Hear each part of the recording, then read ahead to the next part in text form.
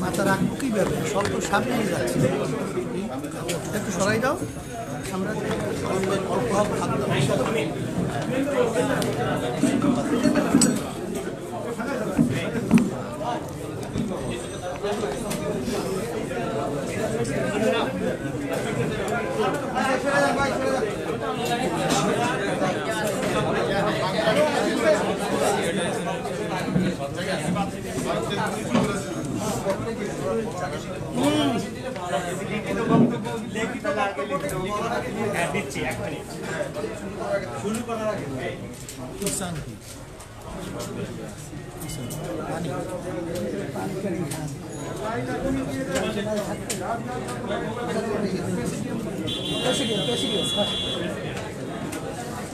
ঠিক আছে ঠিক আছে, থাকেন, ঠিক কথা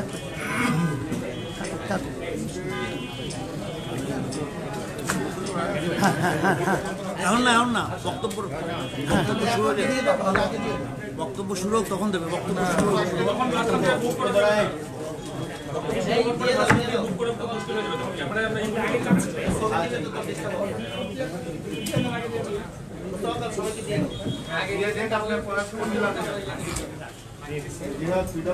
আসসালামু আলাইকুম ওয়া রাহমাতুল্লাহি ওয়া বারাকাতুহু। সাংবাদিক বন্ধুগণ,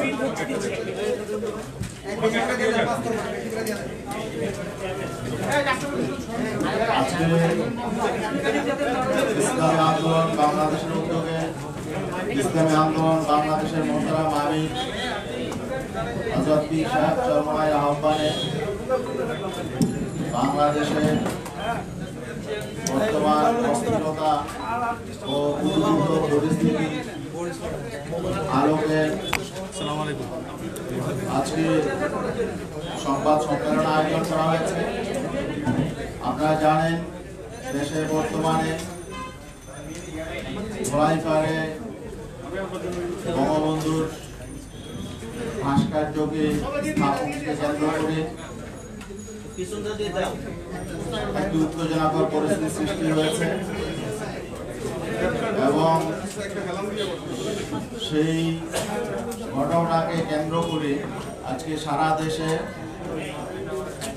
আমাদের জনগণের মধ্যে যে বিভক্তি তৈরি হয়েছে, আমাদের যে দেশের স্বাধীনতা সার্বভৌমত্ব যে অনিশ্চয়তা তৈরি হয়েছে, এরই আলোকে আজকে ইসলামী আন্দোলন বাংলাদেশ এই বিষয়টির নাজুকতা উপলব্ধি করে ইসলামী আন্দোলন বাংলাদেশের দৃষ্টিভঙ্গি এবং ইসলামী আন্দোলন বাংলাদেশের পক্ষ থেকে সরকারের প্রতি, জনগণের প্রতি, মিডিয়ার প্রতি আহ্বান, কিছু জরুরি নির্দেশনা পেশ করার জন্য আজকের এই সাংবাদিক সম্মেলনের আয়োজন করা হয়েছে।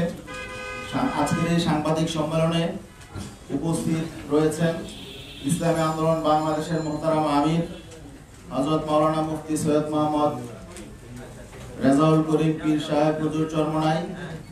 উপস্থিত রয়েছেন ইসলামী আন্দোলন বাংলাদেশের সিনিয়র নায়েবে আমির হযরত মাওলানা মুফতি সৈয়দ মোহাম্মদ ফয়জুল করিম। উপস্থিত রয়েছেন ইসলামী আন্দোলন বাংলাদেশের প্রেসিডিয়ামের অন্যতম সদস্য অধ্যক্ষ মাওলানা মুসাদ্দিক বিল্লাল মাদানী। উপস্থিত রয়েছেন ইসলামী আন্দোলন বাংলাদেশের অন্যতম উপদেষ্টা, রাজনৈতিক উপদেষ্টা অধ্যাপক আশরাফ আলী আকন।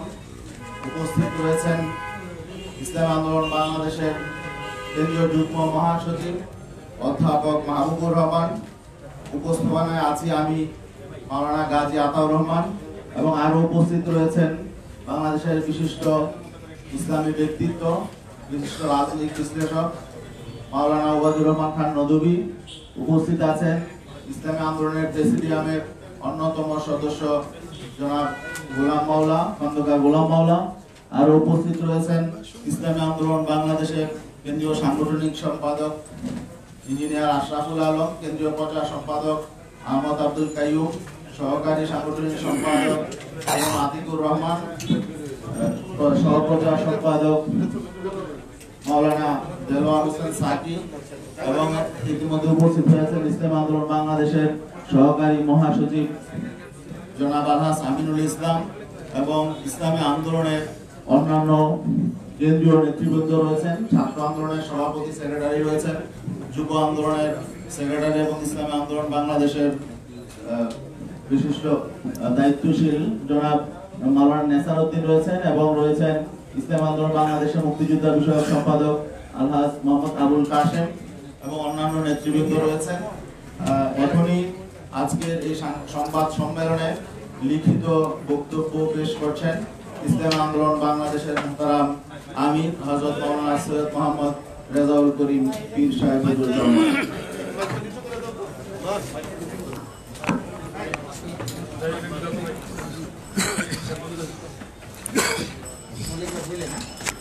আসসালামু আলাইকুম ওয়া রাহমাতুল্লাহি ওয়া বারাকাতুহু।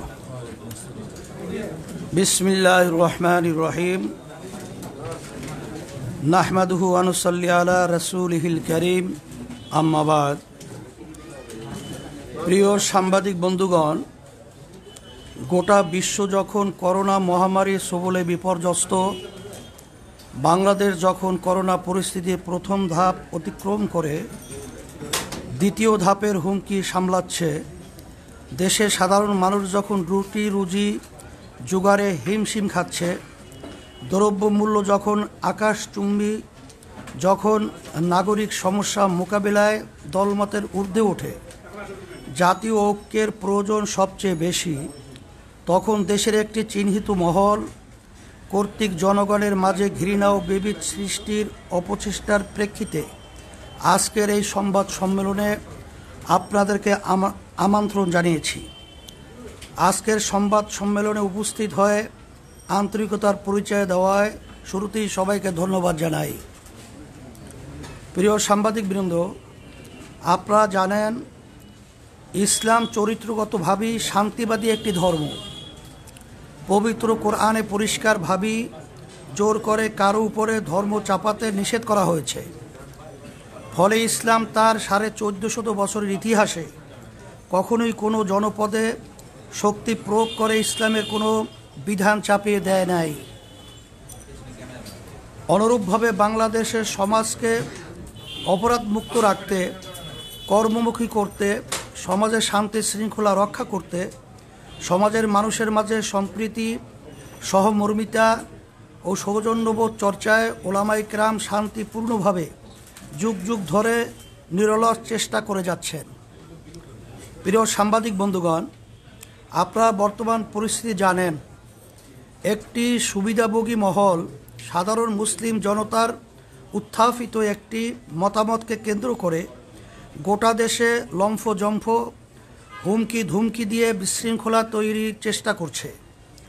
তাদের পিছনে বাংলাদেশের অর্জন, উন্নয়ন, সামাজিক সম্প্রীতি ও স্থিতিশীলতা বিনাশে কর্মরত কিছু দেশি বিদেশি চক্রেরও ইন্ধন রয়েছে বলে ধারণা করা হয়। স্বপ্নের পদ্মা সেতু প্রকল্পের ঢাকা কেন্দ্রের প্রবেশদ্বারে বঙ্গবন্ধুকে স্মরণ করে স্থাপিত হতে যাওয়া ভাস্কর্য নিয়ে একটি বিতর্ক তৈরি হয়েছে। 5-7টি মসজিদ মাদ্রাসার মিলন মোহনায় 2টি মসজিদের অবকাঠামো ভেঙে এই পয়েন্টে ভাস্কর্য স্থাপনের ফলে স্থানীয় ইমাম, মুসল্লি ও তৌহিদি জনতা সেখানে ভাস্কর্যের বদলে বিকল্প কোনো উত্তম পন্থায় বঙ্গবন্ধুকে স্মরণীয় করে রাখার দাবি জানিয়েছিল। সাংবাদিক বন্ধুগণ, আপনারা জানেন বাংলাদেশ সরকারের বিদ্যমান আইন কানুন মেনেই তৌহিদি জনতা সমাবেশ করেছে এবং সেখানে শালীন ভাষাতেই যৌক্তিকভাবে ভাস্কর্য স্থাপনের বিরোধিতা করা হয়েছে। একই সাথে বঙ্গবন্ধুকে সম্মান জানানোর বিকল্প পন্থাও প্রস্তাব করা হয়েছে। বিষয়টি একেবারেই স্বাভাবিক একটি নাগরিক প্রতিক্রিয়া, কিন্তু আমরা বিস্ময়ের সাথে লক্ষ্য করলাম একটি সুবিধাভোগী মহল বিষয়টিকে কেন্দ্র করে দেশে চরম উস্কানি উত্তেজনা তৈরি করছে। সরকার যেখানে প্রতিবাদ সমাবেশের অনুমতি দিয়ে যৌক্তিক আলোচনা ও মতামতের পরিবেশ সংযমের সাথে বজায় রেখেছে, সেখানে জনবিচ্ছিন্ন সুবিধাভোগী শ্রেণীটি ওলামায়ে কেরামকে সন্ত্রাসী ভাষায় গালিগালাজ করছে, ঢালাওভাবে অপবাদ দিচ্ছে, মাহফিলের মতো চিরায়ত ধর্মীয় সংস্কৃতিকে উগ্রপন্থায় প্রতিহত করার ঘোষণা দিচ্ছে, রাজপথে সন্ত্রাসী কায়দায় উগ্র বক্তব্য স্লোগান দিচ্ছে, প্রকাশ্যে আলেম সমাজকে মারধর, অপমান, এমনকি তাদের প্রাণনাশের হুমকি দিচ্ছে।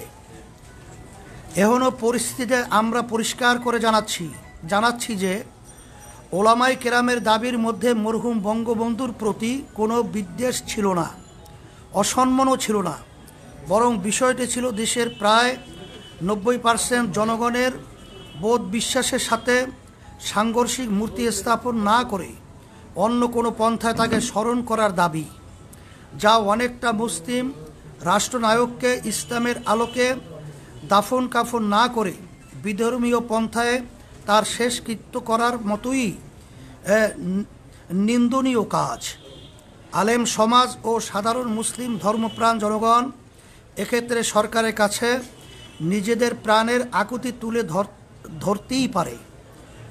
মানা না মানা কর্তৃপক্ষের দায়িত্ব।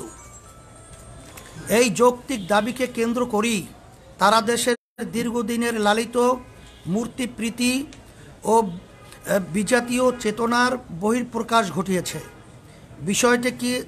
বিষয়টিকে বিকৃতভাবে উপস্থাপন করে দেশের সর্বজন শ্রদ্ধেয় ওলামায়ে কেরামকে অপদস্থ করার হাতিয়ার হিসেবে গ্রহণ করেছে। এসব কোনো দেশপ্রেমিক মানুষের কাজ হতে পারে না। প্রিয় সাংবাদিক বন্ধুগণ, বাংলাদেশ স্বাধীন হয়েছে আজ 50 বছর হতে চলছে। ঐক্যবদ্ধ এই জাতি মাত্র 9 মাসে দেশটাকে স্বাধীন করেছে। এখানকার মানুষের ভাষা, সংস্কৃতি, ধর্ম প্রায় এক। এমন ঐক্যবদ্ধতা যে কোনো জাতির জন্যই গর্বের। কিন্তু আমরা দুঃখের সাথে লক্ষ্য করছি, একটি মহল জনতার এই ঐক্যকে ছিন্ন ভিন্ন করতে চায়। বাংলাদেশ একটি গণতান্ত্রিক দেশ। দেশ পরিচালনায় প্রত্যেক নাগরিকের মতামত প্রকাশের এখতিয়ার রয়েছে। সরকারের কোনো সিদ্ধান্তের গঠনমূলক সমালোচনা ও বিরোধিতা সভ্য সমাজের একটি বৈশিষ্ট্য। কিন্তু বর্তমান ক্ষমতাসীন সরকারের কোনো কাজের সংশোধনমূলক পরামর্শ প্রদান, গঠনমূলক সমালোচনা বা বিরোধিতা করলেই চিহ্নিত মহলটি পাকিস্তানপন্থী, রাজাকার, আলবদর, সাম্প্রদায়িক, মৌলবাদী ইত্যাদি বলে ভিন্নমত পোষণকারীদের প্রতি হামলে পড়ে। এতে করে জনগণের মধ্যে ক্ষোভ ও বিভাজন তৈরি হয়। আমরা মনে করি বিষয়টি জাতীয় উন্নয়ন অগ্রগতির পথে অপ্রধান অন্তরায়। প্রসঙ্গত স্মরণ করিয়ে দিতে চাই, ইসলামী আন্দোলন বাংলাদেশের প্রতিষ্ঠাতা ও তার পরিবার 71 সালে একনিষ্ঠভাবে মুক্তি সংগ্রামের সহযোগী ছিলেন। তার দরবার ছিল এলাকার সকল ধর্মবর্ণের মানুষের আশ্রয়স্থল। বিষয়টি এলাকার মুক্তিযোদ্ধাদের মাঝে সর্বজন বিদিত। যারা এই বিষয়ে বিতর্ক করছে তারা মিথ্যার আশ্রয় নিয়ে মুক্তিযুদ্ধের চেতনাকে তামাশায় পরিণত করছে। আমরা এর তীব্র প্রতিবাদ ও নিন্দা জানাই। প্রিয় সাংবাদিক বন্ধুগণ, ওলামায়ে কেরাম কোরআন হাদিসের আলোকে তাদের মতামত জানান মাত্র তারা কখনোই কাউকে আইন হাতে তুলে নিতে বলেন না। একই ধারাবাহিকতায় ধোলাইপাড়ের মূর্তি নিয়ে তারা তাদের অবস্থান জানিয়েছেন। এর সাথে দেশের অন্য মূর্তি ভাঙ্গার কোনো সম্পর্ক নেই। বিচ্ছিন্ন কোনো ঘটনার সাথে ওলামায়ে কেরামের মতামতকে উদ্দেশ্যমূলকভাবে সম্পৃক্ত করা উলামা ও ইসলাম বিদ্বেষের নগ্ন বহিঃপ্রকাশ মাত্র। প্রিয় সাংবাদিক বন্ধুগণ, এখানে আরেকটি বিষয় উল্লেখযোগ্য। মরহুম শেখ মুজিবুর রহমানের শাসনামলে যারা তার বেশি বিরোধিতা করেছে, বঙ্গবন্ধুর চামড়া খুলে নেয়ার হুমকি দিয়েছে, বঙ্গবন্ধু হত্যার ক্ষেত্র তৈরি করেছে, মৃত্যুর পরে আনন্দ উল্লাস করেছে, তারাই আজ বঙ্গবন্ধুর সম্মান রক্ষার নামে অপসংস্কৃতি প্রসারে সবচেয়ে এগিয়ে। অবস্থার দৃষ্টি মনে হয় এরা বঙ্গবন্ধুর কন্যা ও মূল আওয়ামী লীগের চেয়েও বেশি মুজিব ভক্ত হয়ে গেছে। এখানে মনে হওয়া যৌক্তিক যে বঙ্গবন্ধুর সম্মান তাদের উদ্দেশ্য না, বরং তাওহীদ বিরোধী মূর্তিবাদী আদর্শ বিস্তারই তাদের মুখ্য উদ্দেশ্য, যা এদেশের বৃহত্তর জনগোষ্ঠীর চেতনা বিরোধী। তাছাড়া সরকারের উন্নয়ন বাধাগ্রস্ত করার এবং দেশের সামগ্রিক সম্প্রীতি ও শান্তি শৃঙ্খলা বিনষ্ট করাও তাদের দূরবর্তী লক্ষ্য। প্রিয় সাংবাদিক বন্ধুগণ, ভাস্কর্য মূর্তি ইস্যুতে চরম উস্কানির মুখেও দেশের শান্তি ও স্থিতিশীলতা বজায় রাখার স্বার্থে ইসলামী আন্দোলন বাংলাদেশ সীমাহীন ধৈর্যের পরিচয় দিয়ে এসেছে। কিন্তু এরই মাঝে গতকাল মুক্তিযুদ্ধ মঞ্চ নামের একটি ভুইফোর সংগঠন ইসলামী আন্দোলন বাংলাদেশের সিনিয়র নায়েবে আমির মুফতি সৈয়দ মোহাম্মদ ফয়জুল করিমের নামে একটি জঘন্য মিথ্যা মামলা দায়ের করেছে। সঙ্গে আরও দুইজন বিশিষ্ট আলেম আল্লামা জুনায়েদ বাবুনগরী ও মাওলানা মামুনুল হকের নামেও মিথ্যা মামলা দায়ের করা হয়েছে। আমরা বিষয়টিকে রাজনৈতিক ইস্যু মনে করিনি, যে কারণে ধৈর্যের সাথে পরিস্থিতি পর্যবেক্ষণ করেছি। মাত্র আমরা আমাদের দলীয় ব্যানারে বা কোনো সহযোগী সংগঠনের ব্যানারে কোনো কর্মসূচিও দেইনি। উগ্রবাদী শক্তি ও তাদের উচ্ছৃঙ্খল সহযোগীরা আমাদের নীরবতাকে দুর্বলতা ভেবেছে। আমি সরকারকে এসব অন্যায় সীমালঙ্ঘনকারীদের নিবৃত্ত করার অনুরোধ জানাই ও ক্ষমতাধীন সরকার এবং তাদের সুবিধাভোগী উগ্র সমর্থকদের সতর্ক করে বলতে চাই, এদেশের ধর্মপ্রাণ সাধারণ মুসলমানরা আজ ঐক্যবদ্ধ। শান্তিপ্রিয় ধর্মপ্রাণ মানুষের ধৈর্যেরও একটা সীমা আছে। আমরা অনেক অপমান সহ্য করেছি। সরকারি ও উস্কানিমূলক কর্মকাণ্ড বন্ধ করতে ব্যর্থ হয়, তাহলে সাধারণ দেশপ্রেমিক জনতা ও ধর্মপ্রাণ মানুষ তাদের বিরুদ্ধে প্রতিরোধ গড়ে তুলতে বাধ্য হবে। প্রিয় সাংবাদিক বন্ধুগণ, মূর্তি বা ভাস্কর্য নিয়ে বিরাজমান পরিস্থিতিকে আমরা দেশ বিরোধী অপশক্তির চক্রান্ত আকারে দেখছি। আমরা মনে করছি ওরা বাংলাদেশের মানুষের ঐক্য বিনষ্ট করে ভিনদেশি এজেন্ডা বাস্তবায়ন করতে চায়, সামাজিক ও ধর্মীয় অস্থিতিশীলতা তৈরি করতে চায়। এ বিষয়টিতে সরকারের অবস্থান নিয়েও আমরা হতাশ। সাধারণ মানুষের নিয়মতান্ত্রিক একটি দাবিকে কেন্দ্র করে যখন কুচক্রী মহল দেশে ওলামাদের বিরুদ্ধে উগ্রতা ছড়াচ্ছে, তখন তারা তা দমন না করে আরও উৎসাহ দিচ্ছে। আমরা মনে করি তাদের এই ভূমিকা বরং বন্ধুকে ছোট করছে, তার সম্মানকে মানুষের চেতনার সাথে সাংঘর্ষিক অবস্থানে ঠেলে দিয়েছে, অথচ এর কোনো দরকার ছিল না। জনগণ মনে করছে সরকার তাদের ব্যর্থতা, দুর্নীতি এবং অনিয়ম আড়াল করতেই এই অপকৌশলের আশ্রয় নিয়েছে। পরিশেষে আজকের সংবাদ সম্মেলন থেকে আমরা ইসলামী আন্দোলন বাংলাদেশের সিনিয়র নায়েবে আমির, দেশের বিশিষ্ট রাজনৈতিক ও ধর্মীয় ব্যক্তিত্ব মুফতি সৈয়দ মোহাম্মদ ফয়জুল করিম, আল্লামা জুনায়েদ বাবুনগরী এবং মাওলানা মামুনুল হক এর মিথ্যা মামলা প্রত্যাহারের দাবি জানাচ্ছি। পাশাপাশি যারা দেশের ওলামা সমাজকে এবং সম্মানিত ধর্মীয় ব্যক্তিদেরকে অশালীন ভাষায় গালিগালাজ করে, কটূক্তি করে, ব্যঙ্গ কার্টুন প্রকাশ করে, অপমান অপদস্থ করে প্রাণনাশের হুমকি দেয়, সংঘাত মারামারি ও মল্লযুদ্ধের আহ্বান জানায়, তাদের বিচারের আওতায় এনে শাস্তির দাবি করছি। আমরা আশা করছি সরকার আমাদের যৌক্তিক দাবি মেনে নিয়ে দেশকে অস্থিতিশীল পরিস্থিতির হাত থেকে রক্ষা করার উদ্যোগ গ্রহণ করবে। আর সরকার যদি ষড়যন্ত্রকারীদের নিয়ন্ত্রণে ব্যর্থ হয়, তাহলে ইসলামী আন্দোলন বাংলাদেশ নিজেদের নিরাপত্তা, মর্যাদা, মত প্রকাশের স্বাধীনতা ও নাগরিক অধিকার রক্ষার প্রয়োজনেই দেশের জনগণকে সঙ্গে নিয়ে বৃহত্তর কর্মসূচি দিতে বাধ্য হবে। আবারও সবাইকে আন্তরিক ধন্যবাদ জানিয়ে শেষ করছি। আল্লাহ হাফেজ। সবাইকে ধন্যবাদ। প্রিয় সাংবাদিক বন্ধুগণ, এই লিখিত মোহতারাম আমিরের লিখিত বক্তব্যের আলোকে যদি আপনাদের কোনো প্রশ্ন থাকে তাহলে প্রশ্নগুলো দয়া করে উপস্থাপন করতে পারেন। আমার নাম নোমান, আমি বলছি, কারণে বলে গেছি। আমার প্রশ্ন হলো ভাই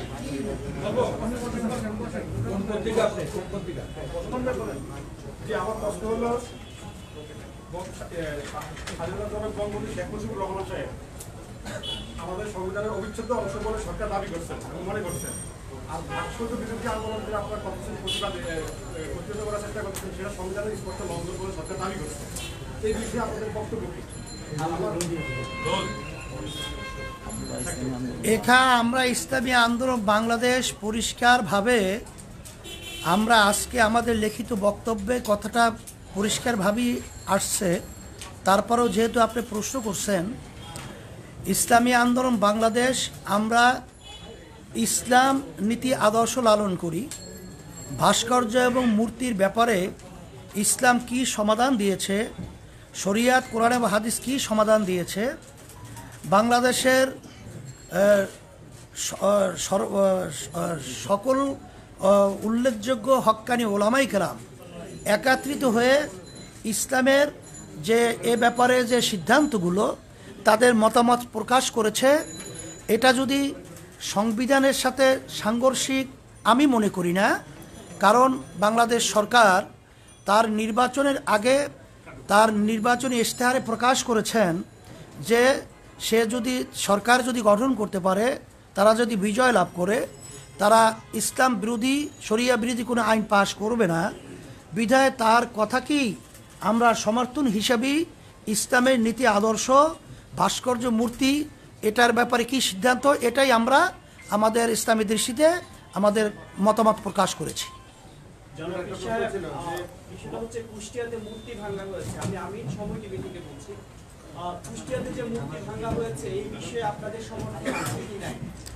এ ব্যাপারে আমরা পরিষ্কারভাবে আজকে আমাদের লিখিত বক্তব্যে আমরা কথাটা উল্লেখ করেছি যে আমরা শুধুমাত্র ইসলামের দৃষ্টিতে ভাস্কর্য মূর্তির ব্যাপারটা পরিষ্কারভাবে আমরা ইসলামের দৃষ্টিতে মতামত প্রকাশ করেছি। কিন্তু মূর্তি ভাঙ্গা বা কাউকে উস্কিয়ে দেওয়া বা মূর্তি ভাঙ্গার ব্যাপারে কোনো মতামত আমরা প্রকাশ কোনো ওলামায়ে কেরাম করেন নাই, আমরাও করি নাই, এবং আইন শৃঙ্খলা আমরা হাতেও তুলে নিইনি। একটা ব্যাপার জানতে চাই, এই মূর্তি ভাঙাটা আপনার কাছে কি মনে হয় এটা কি ঠিক হয়েছে নাকি ঠিক হয়নি? মূর্তি ভাঙ্গার ব্যাপারে আমরা পরিষ্কারভাবে আজকেও বলেছি, যদি এ ধরনের কেউ উদ্দেশ্য প্রণোদিতভাবে এ ধরনের আচরণ করে থাকে, এটা সম্পূর্ণ নিয়ম বহির্ভূত এবং এটা উদ্দেশ্য প্রণোদিত। এবং সাথে সাথে সরকারকে বলবো যে এটা সঠিক তদন্তের মাধ্যমে যে আসলে মূলত আমরা বিষয়টাকে যে বিভিন্ন কায়দায় যে সিসি ক্যামেরা রয়েছে তার যে ধরনটা আমরা লক্ষ্য করছি, এটা আমাদের কাছে প্রশ্নবিদ্ধ। এটা সঠিক ভাবে তারা তদন্তের মাধ্যমে দোষীদের ব্যাপারে তারা ব্যবস্থা নেবে, এটা আমরাও সমর্থন করি। আমার নাম হচ্ছে মোস্তফা মল্লিক, আমি চ্যানেলের বিশেষ প্রতিনিধি। আপনি একটা জায়গায় বলেছেন যে চক্রান্ত আকারে আপনারা দেখছেন এবং এটা বলছেন যে তারা ভিন দেশে এজেন্ডা বাস্তবায়ন করতে চায়। আপনার এই তৃতীয় পক্ষ শক্তিটাকে কাকে বোঝাচ্ছেন? এটা আপনারা তালাশ করে বের করে নেবেন। তবে আমরা আজকে তাদের যে লক্ষ্য উদ্দেশ্য, তারা অনেক সময় সরকারের কার্যক্রমকেও তারা সমালোচনা করে।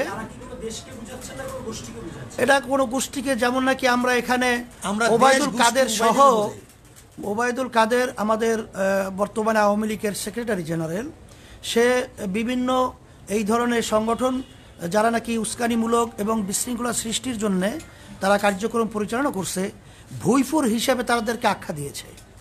আমরা আমাদের বক্তব্য সেই ধরনের কথাটাই আমরা আজকে উল্লেখ করেছি। আপনাদের যে বৃহত্তর কর্মসূচির কথা বললেন, বৃহত্তর কর্মসূচি কি ধরনের কর্মসূচি আপনারা দিতে যাচ্ছেন? সেটা সময়ের ব্যবধানে অবস্থার পরিপ্রেক্ষিতে আমরা সেভাবে পরামর্শ ভিত্তিক আপনাদেরকে জানাবো ইনশাআল্লাহ। আসলে এখানে একটা কথা স্পষ্ট করতে হয়, একটা হলো বঙ্গবন্ধু তার প্রতিকৃতি ভাস্কর্যকে না মানা, দুইটা জিনিস এক না। যেমন বাবা অসুস্থ, ডায়াবেটিস রোগী, দুই ছেলে, বাবা মিষ্টিকে পছন্দ করে, এক ছেলে তার কাছে মিষ্টি নিয়ে যায়, আর এক ছেলে তার থেকে জোর করে মিষ্টি ছিনিয়ে নিয়ে যায়। উভয় দৃষ্টিতে দেখা যায় একজন তার প্রিয় আর একজন তার অপ্রিয়।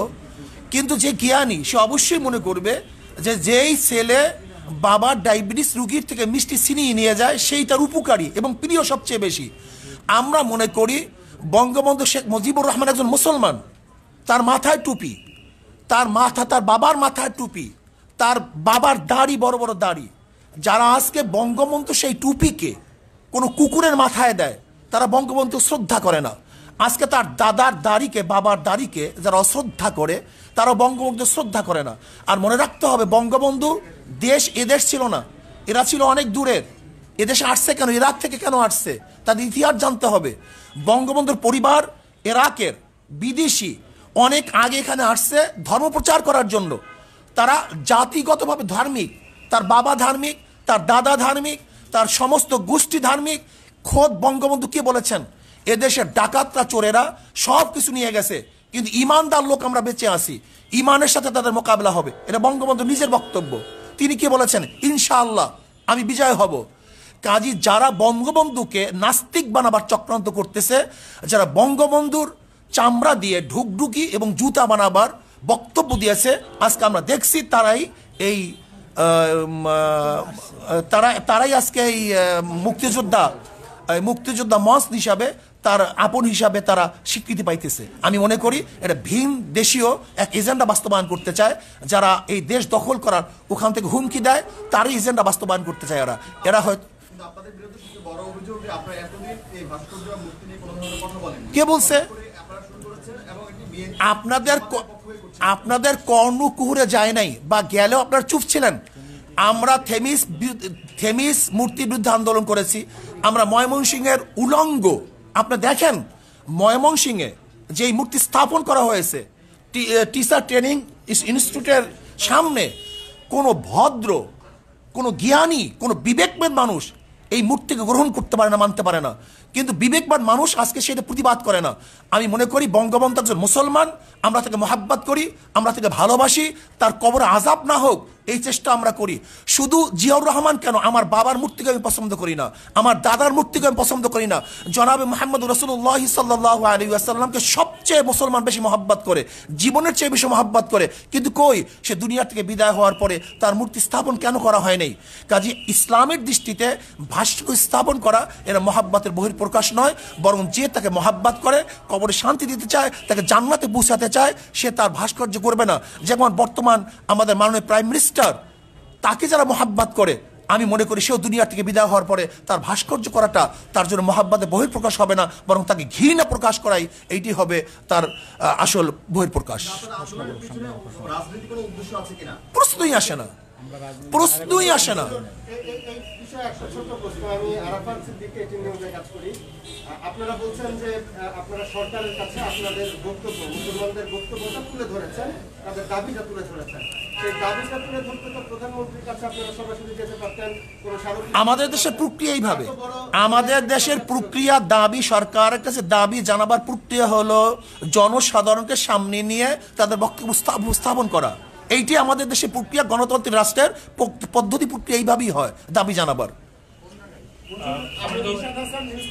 কাজ করি, যে সংগঠনগুলোর কথা বলছেন বা যারা আপনাদের সাথে মামলা করেছেন, তাদের দাবি হচ্ছে যে ভাস্কর্য এবং মূর্তি এক নয়, এবং গেল কয়েকদিন ধরে এই ধরনের বক্তব্য আমরা গণমাধ্যমে পাচ্ছি। তো আসলে আপনাদের কাছে আমি এটার সাথে যুক্ত করতে চাই যে সরকার, মানে যাদের পক্ষ থেকে মামলাগুলো করা হয়েছে কিংবা যারা এই যে আপনাদের বিরোধিতা করছে, তারা বলার চেষ্টা করছে যে শুধুমাত্র বাংলাদেশেই না, পৃথিবীর বিভিন্ন ইসলামী দেশেও নানান ধরনের ভাস্কর্য তৈরি হয়েছে এবং সেগুলো তাদের ঐতিহ্যকে লালন করছে। সুতরাং ভাস্কর্য এবং মূর্তি এক নয়, এবং ভাস্কর্য আসলে শরীয়ত বিরোধী নয়, এবং যারা ভাস্কর্য বিরোধিতা করছে তারা ধর্মের অবজ্ঞা দিচ্ছে। আপনাদের যুক্তিটা ব্যাস, আলহামদুলিল্লাহ, কত সহজ। যদি তারা ভাস্কর্য স্থাপন করে মূর্তি স্থাপন করবে না, যদি এটা সরকারের আন্তরিকতা হয়, তাহলে এখন প্রমাণ করা দরকার ভাস্কর্য মূর্তি এক কি এক না। যদি এক না হয় তাহলে দ্বিতীয় প্রশ্ন আসবে, আর যদি এক হয় তাহলে তারা ফিরে আসবে। আমি প্রশ্ন করতে চাই, যারা মূর্তি স্থাপন করে তাদেরকে কি বলা হয়? ভাস্কর বলা হয়। আর যারা ভাস্কর্য স্থাপন করে তাদেরকে বলা হয়, তাদের ভাস্কর বলা হয়। সহজ কথা। মূর্তি স্থাপন, মূর্তি যে বানায় তাকেও ভাস্কর বলা হয়, যে ভাস্কর বানায় তাকেও ভাস্কর বলা হয়। গতকালকেও যে বঙ্গবন্ধুর যে কুষ্টিয়ায় মূর্তি ভাঙা হয়েছে, বা আপনারা যেটা বলেন ভাস্কর্য ভাঙা হয়েছে, কলকাতার অনলাইন পত্রিকায় নিউজ হয়েছে যে বাংলাদেশে বঙ্গবন্ধুর মূর্তি ভাঙায় নিয়ে উত্তেজনা তৈরি হয়েছে। এবং কলকাতা আনন্দবাজার পত্রিকা সহ অনেক পত্রিকার আমাদের কাছে রেফারেন্স আছে যে সেখানে মহাত্মা গান্ধীর যে ভাস্কর্য এটাকে মূর্তি বলা হয়েছে, এবং লেনিনের যে ভাস্কর্য এটাকে মূর্তি বলা হয়েছে, বিবিসিতে বলা হয়েছে। লেনিনের 100 বছর পূর্তিতে আনন্দবাজার সেটা সম্পাদকীয় করেছে, তাই না? এবং সেই যে বিভিন্ন জাদুঘরে প্রিয়াঙ্কা চোপড়া এবং এই যে শ্রীদেবী তাদের মূর্তি স্থাপন করা হয়েছে, এটাকে মূর্তি বলা হয়েছে। তো পূজা করে নাকি, ওর তো ভাস্কর্য। শোন, স্পষ্ট হতে ইসলামের দৃষ্টিতে আমি পরিষ্কারভাবে বলতে চাই, একটা হলো ভাস্কর্য বা মূর্তি স্থাপন করা, আর সেটাকে পূজা করা। যদি কেউ মূর্তিকে পূজা করে সেটা শিরক হবে, আর স্থাপন করে হারাম হবে, নাজায়েজ হবে। যেমন কেউ যদি মদ পান করে হারাম হবে, কেউ যদি জায়েজ মনে করে বেঈমান হবে, কুফুর হবে। কেউ নামাজ না পড়লে ফাসেক হবে, কেউ অস্বীকার করলে কাফের হবে। ঠিক কেউ মূর্তি স্থাপন করলে এটা হারাম হবে, নাজায়েজ হবে। কেউ সেখানে সেজদা করলে, তার কাছে আরাধনা করলে সেটা শিরক হবে। একই জিনিস।